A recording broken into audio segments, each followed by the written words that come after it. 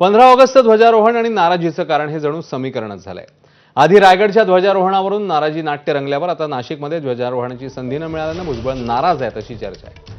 गोंदिया जिल्ह्याचे पालकमंत्री बाबासाहेब पाटील यांच्या गुडघ्याचं ऑपरेशन झालंय, त्यामुळे सध्या त्यांना हालचाल करणं शक्य नाहीये। त्यामुळे त्यांना ध्वजारोहणासाठी जाणं शक्य नव्हतं, त्यामुळेच ध्वजारोहणाची जबाबदारी ही भुजबळांवर देण्यात आलेली। आता भुजबळांनी तब्येतीच्या कारणास्तव नकार दिलाय, त्यामुळे मंत्री मंगल प्रभात लोढा हे गोंदिया जिल्ह्यामध्ये ध्वजारोहण करण्यासाठी जाणार आहेत। याबाबत शासनाकडून नव्याने परिपत्रक जारी करण्यात आलंय।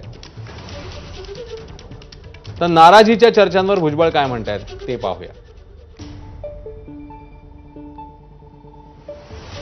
मी नाराज वगैरे काही नव्हतो। मी सांगितलं मला गोंदियाला जाणं शक्य नाही, त्यामुळे त्यांनी माननीय लोढा यांना गोंदियाला ते पाठवतात। मी नाराज वगैरे काही नव्हतो। मी सांगितलं मला गोंदियाला जाणं शक्य नाही, त्यामुळे त्यांनी माननीय लोढा यांना गोंदियाला ते पाठवतात।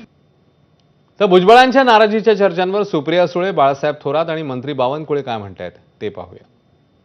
हो, खरंच आहे, भुजबळ साहेबांना गोंदियाला पाठवत आहे।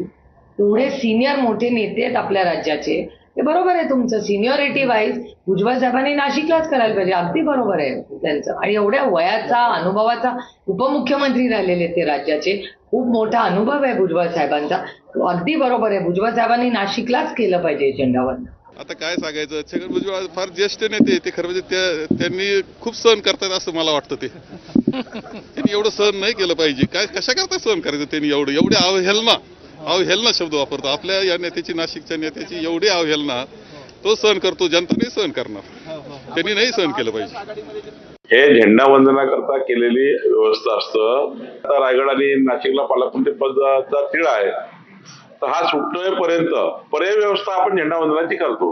माननीय मुख्यमंत्री महोदयांनी मंत्र्यांना ज्या ज्या जिल्ह्यात पाठवायचं असतं त्या जिल्ह्यात जावंच लागतं। मुख्यमंत्र्यांचे विशेष अधिकार असतात, त्यामुळं अशा विषयात नाराजी व्यक्त करायची गरज नसतं। माननीय भुजबळ साहेबांनी त्यांना काही मुख्यमंत्र्यांशी बोलतील जे बोलायचे, पण जेव्हा आपण राज्य म्हणून काम करतो तर मी सिंधुदुर्गमध्ये जावंच लागेल। दरम्यान 26 जानेवारी नंतर येत्या 15 ऑगस्टलाही मंत्री आदिती तटकरेच रायगडमध्ये ध्वजारोहण करणार आहेत। यानंतर भरत गोगावलेंनी एक